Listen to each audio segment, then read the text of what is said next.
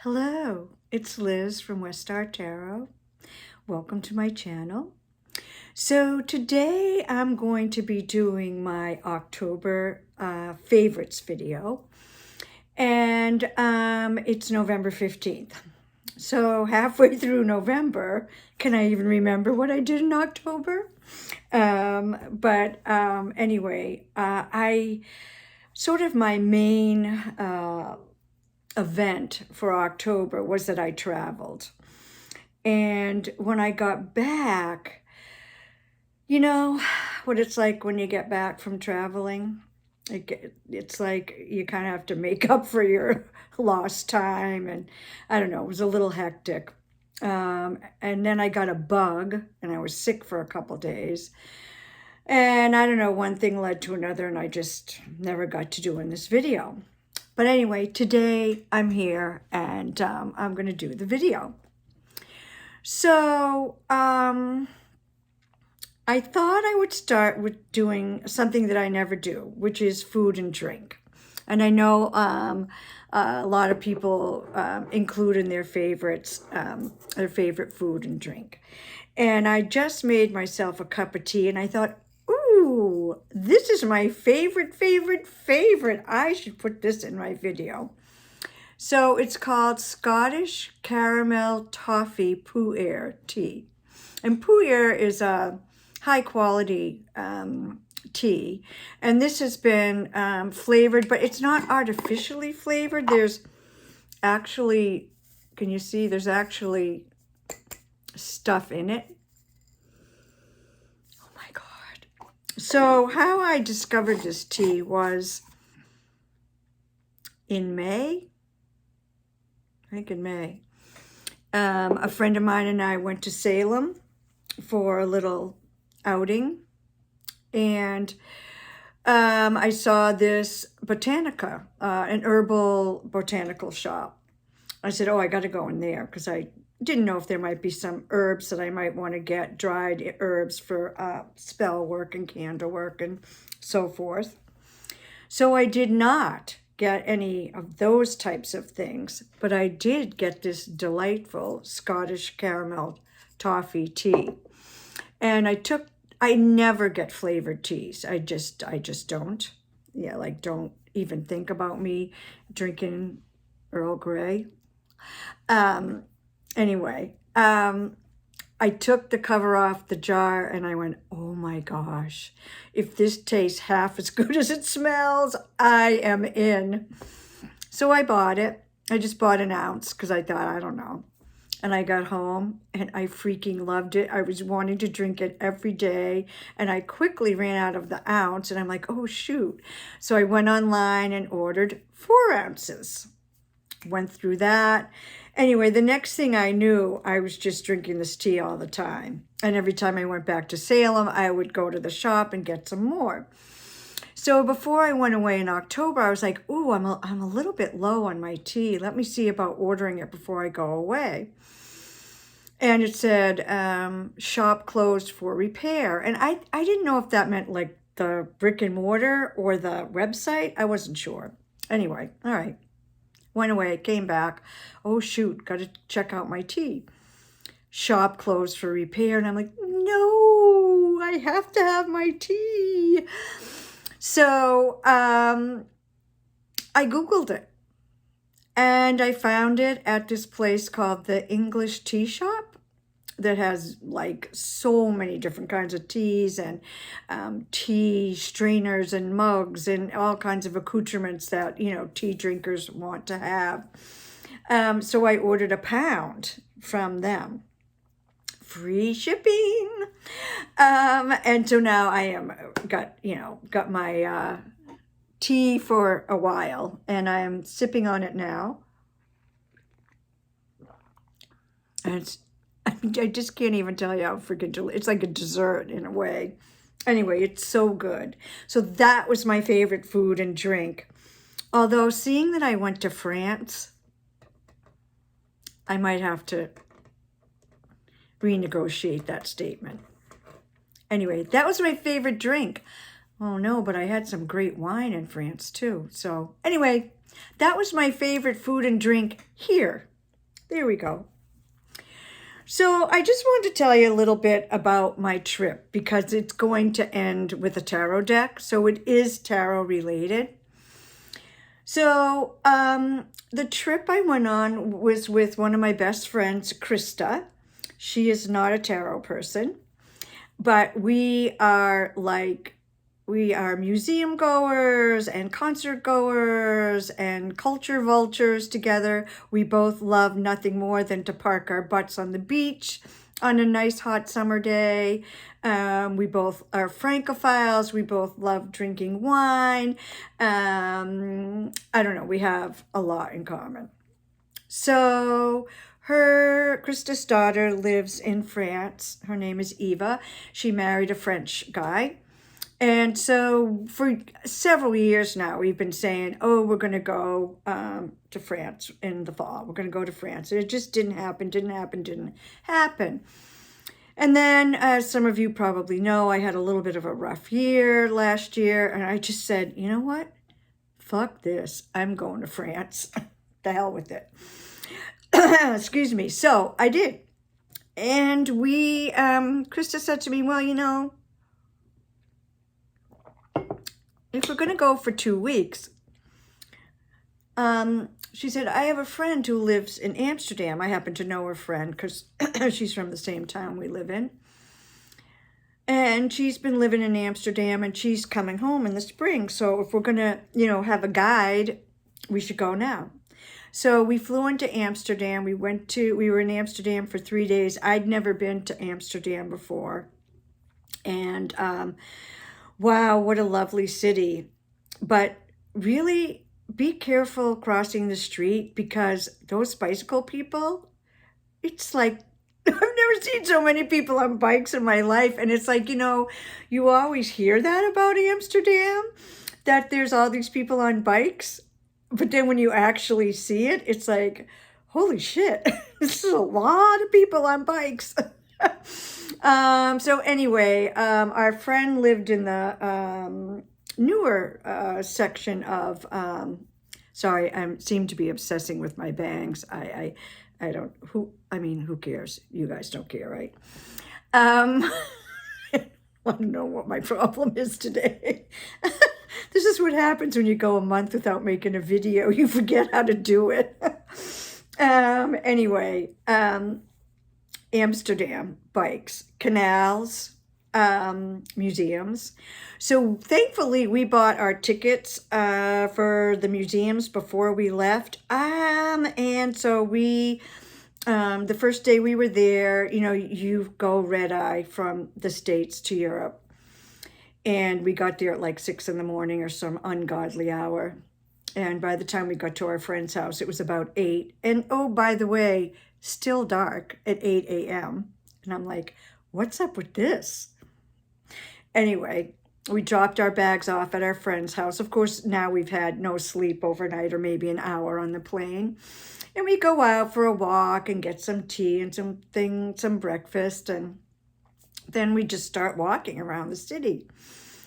And we met up with Krista's daughter and husband and granddaughter. And we're walking around, our friends telling us, oh, this garden and this and that. And it was really interesting because, of course, we know from history that the Nazis occupied Amsterdam, Anne Frank. And she showed us a building that was still standing, where she said that Jewish citizens had to register. And then after they registered, who knows what happened to them. I mean, we can guess, right? So that is, we're in a difficult time right now in terms of the Israeli government versus Jewish people. There's a difference. I am very much against what the Israeli government is doing in Palestine. But that doesn't mean I'm going to deny the Holocaust happened. And that doesn't mean that I don't remember the horror of the Holocaust. And anyway, sorry, I'm digressing. But I do want to recognize what's happening in our world. So Amsterdam had that as part of its history. And, you have to recognize it and you have to remember it. Anyway, it was very heart-wrenching and upsetting. So we then walked by the zoo, which was really cool. And the way the zoo is set up, the animals are kind of free. And you can see them from the street through the fence. And it was really beautiful. And we walked around, and the next thing we knew, we were in the weed district. I didn't smoke any weed while I was in Amsterdam, because I figured if I really want to smoke weed, I can smoke weed at home. It's legal where I live. So anyway, I didn't. But it was interesting to see the pot shops.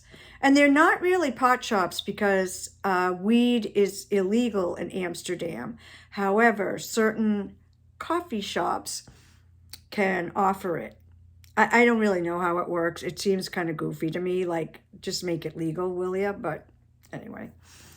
And then we went on a canal boat ride, and it rained a lot while we were gone, but it was like 65 and sunny, and we were out on the canals. Oh my God, it was gorgeous and charming. And those old buildings are, like kind of leaning. It's like, are you going to fall over anytime soon? I don't know. It's just charming and cool. And the people couldn't have been nicer. And anyway, that first day we were there, we walked almost 10 miles. And I thought, hey, that's pretty good considering I didn't get any sleep the night before. Anyway, the next morning we were up and at 'em and at the Van Gogh Museum and Van Gogh Museum. And that was incredible, sort of a bucket list thing. It was really amazing. It touched my heart. I love Vincent van Gogh's art. Who doesn't? So that was cool. And then that afternoon we went to a modern museum, and that was also cool. They had a Keith Haring exhibit, which made me happy.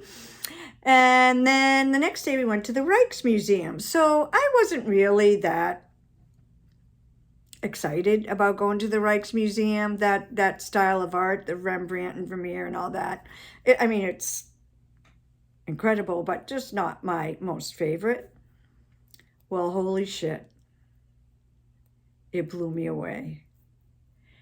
I'm looking at these still life and portraits, and I'm like, is that a photograph? They were so realistically painted that I almost couldn't tell that it was a painting and not a photograph.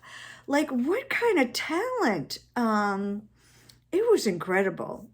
They are cleaning and restoring the night Watchman, which is maybe, you could see it just isn't in its frame, maybe like 15 feet tall and 30 feet long. It's freaking, I'm sorry, meters.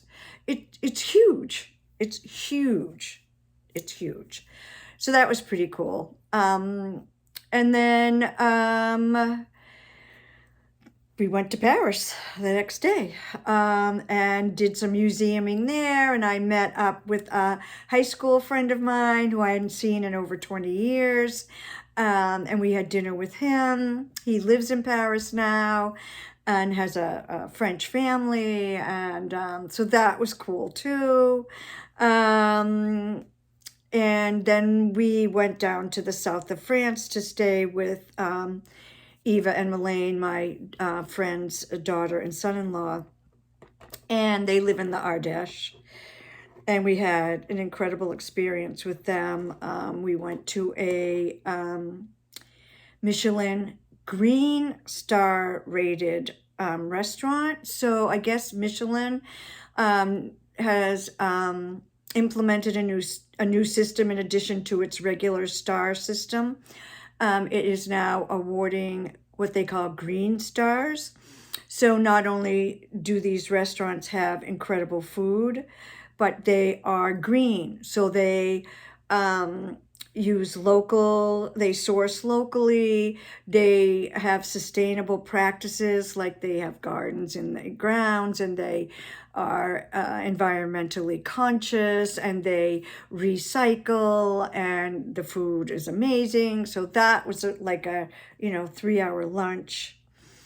That was incredible. And then the next day we went to thermal springs, where we sat in different kinds of hot and warm and cold baths, and had massages and steams and plunges, and I mean, it was amazing.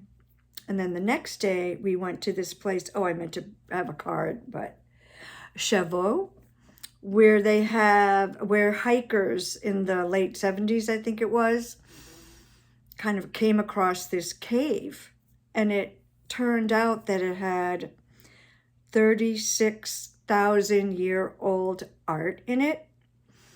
So it turns out that the people who created the artwork didn't live in the caves. The caves were spaces where these huge bears hibernated in the winter, and their bones and skulls were all over the place. And what the archaeologists determined was that humans didn't live in these caves. These caves were sacred space. And the artwork, the paintings of all the animals, was to venerate and honor the animals. And so there were a lot of bears, there were woolly mammoths, woolly rhinos, lions, I mean, all kinds of animals that you don't really come across in France anymore. Birds, owls, all kinds. I mean, it was and the quality of the art was amazing, amazing. So you could see there were rocks with flat tops that had been set up, you could see, as an altar with like a bear skull and some other things. So that was amazing and cool. And I just was blown away. That blew me away. It might have been one of my favorite, if not my favorite, things that I did. It's hard to pick, isn't it? But it was incredible.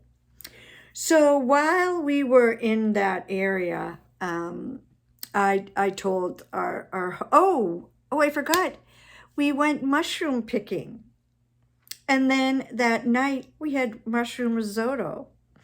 And chestnuts were in season, so we went harvesting chestnuts, and we made chestnut cream and chestnut preserves. And I mean, these guys live off the land. The buildings on their property were in ruins when they bought the property several years ago, but they've restored it, and now they're living in one of the buildings while they restore another one. Can I just say they're 800-year-old buildings, like an 800-year-old house. Wow, so cool. Anyway, I said to them, I really want to go to Marseille. And I thought Marseille was closer to the Ardèche than it actually is. But Elaine's parents live in Aix-en-Provence, so we drove 2 hours to Aix, and we spent a couple nights there.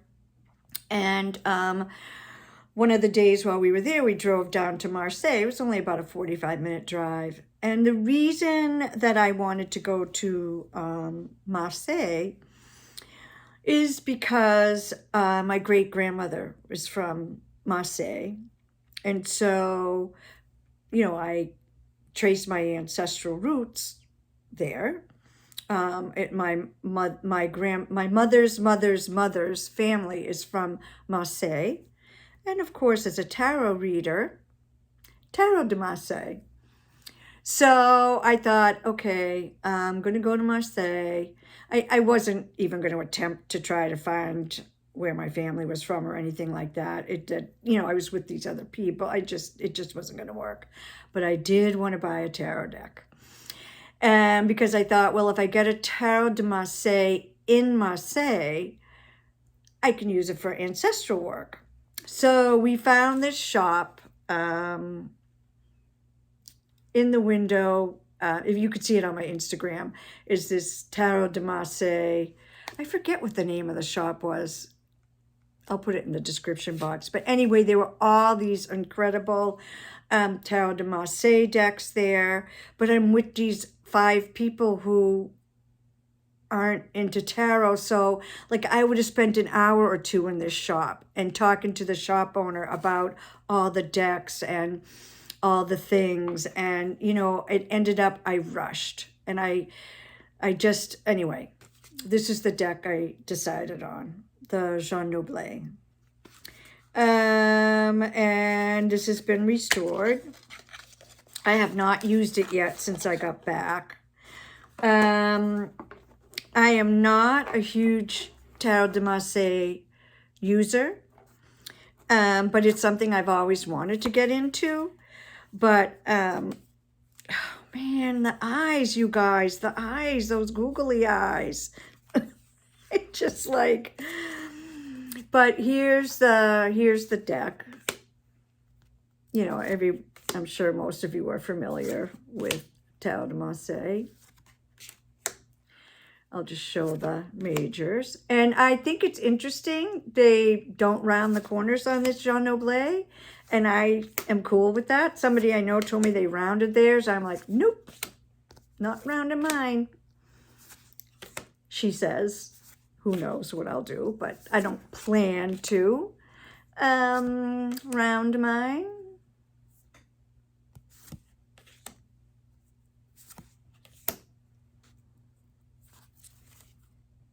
So the star doesn't have too bad googly eyes. And of course we have the Fool at the end of the majors. So that's the Tarot de Marseille deck. And the guy that owned the shop, so inside the deck, because it's printed in France, the instruction booklet is in French, but the guy dug one up for me in English. So I have the English guidebook, and I've just taken a little gander at it, and it's pretty good. Like so here you can see there's like a couple of pages for each of the majors, and then the minors have nothing. So it's just the majors, but that's fine. You know, I understand the elements and I understand the numerology, so I can figure all that out. So anyway, the other thing about when I was in Marseille was it was October 30th. So it was the day before Samhain. And I don't know. It just was a lot. It really touched me. It was special. I don't think I'm ever going to forget that. And the feeling that I got from being there, and just the connection to my ancestors. And I am really, really looking forward to using this deck. But I want to break it in. I have a plan for what I'm going to do when I use it the first time. So I'm going to take my time on doing that. So anyway, that's my tarot deck. The other tarot deck, sorry, it's not a tarot deck, it's an oracle deck. This was a deck I backed on Kickstarter. The Starseeker Oracle by Nikki Verada. And I do have the tarot. This was a great campaign. Nikki was very, in great communication with us about how things were going. And I have not, this came right before I left, and I have not used it. And again, I like to, before I use a deck for the first time, I like to have a plan, and I kind of like to do a certain spread, kind of a deck interviewee type thing. But anyway, so this is the other deck I got in October. So there's, pictures of videos of this and on Instagram and on YouTube. Look at the edges. I'm a purple person, and I really like this darker purple backing. Then the tarot has like a lighter purple. I really like this better.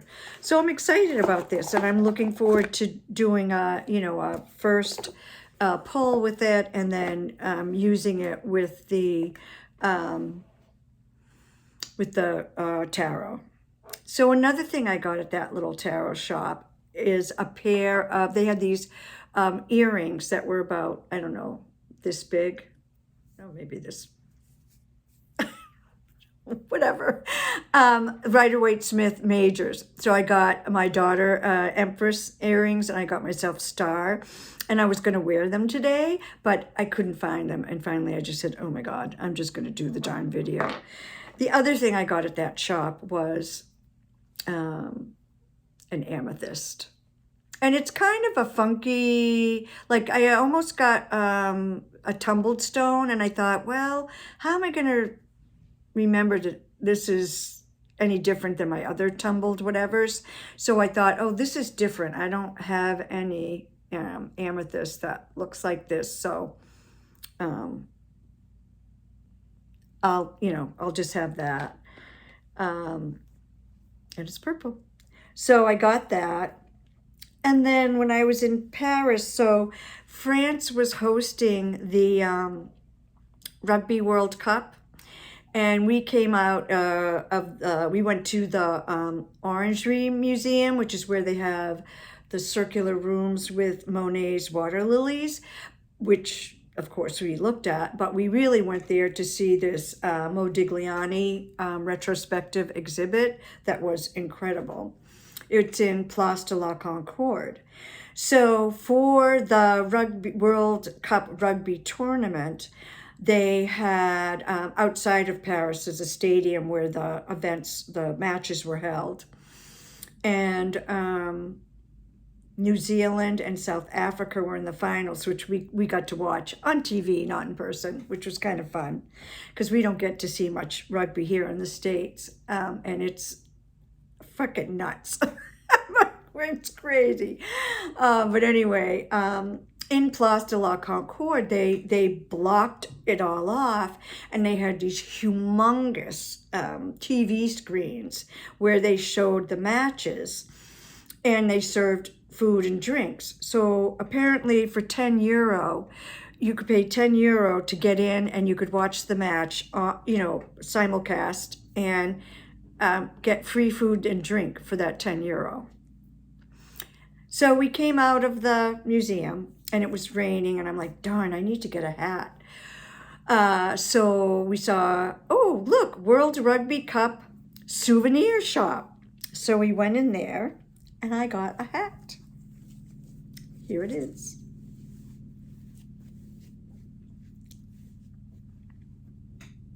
Ooh la la. So if you can see, it says World Rugby Cup. Love it. So I had wanted to get a beret in France anyway, but I didn't know about the Rugby Cup. So then I wasn't sure if I should show this or not because it's really, really goofy, and I never buy stuff like this. I never do. But we had walked up to Sacré-Cœur, which is in Montmartre, and it's way up this mountain, I'm almost going to say. I mean, it's a walk. I was like breathing heavy by the time I got to the top. And outside, this guy was selling these Eiffel Towers, different colors, but I looked at it and I said to my friend, I have to buy one of these. Look at it. It just makes me happy. It makes me laugh because on the hour at night, on the hour, the Eiffel Tower does this. It sparkles. And so this guy had all these, Eiffel Tower, different sizes, different colors on this, rug on the street outside Sacré-Cœur. And I said, I got to buy one of those. And my friend was like, what? No, you don't. I'm like, no, I think I do. So we went in, we walked around Sacré-Cœur, and I came out and I said, I think I have to buy one of those because I think I'm going to get home and be mad or sad that I didn't buy one. So I went up to the guy and I said, how much are those Eiffel Towers? €10. And I said, oh, okay. But in addition, you can also get 5 Eiffel Tower keychains. So for €10, which is practically the equivalent now of $10 US, I got this freaking stupendous lighting up Eiffel Tower and 5 Eiffel Tower keychains. I'm like, what could be better than that? So I was going to talk about my favorite books this month, but I think I'm just going to end on my happy note. Thank you for watching. If you stuck through with me through all this blah, blah, blah about my trip, it really was incredible. I mean, I haven't had a trip like this in a long time. I mean, we were I'm like, man, we're on the go, and I'm like dragging my freaking suitcase through the subway, through the streets of Amsterdam and Paris, on the train, in the subway. Like, oh my God. We went to like 5 museums in 4 days, and it was just like, oh my gosh, it was really fun. It was really, really fun. So anyway, travel if you can. You learn so much. You learn so much. Thanks for watching. Let me know in the comments down below where you've traveled recently, or where's one place you've always wanted to go and you want to make sure that you actually do get there at some point in your life. Blessings to you all.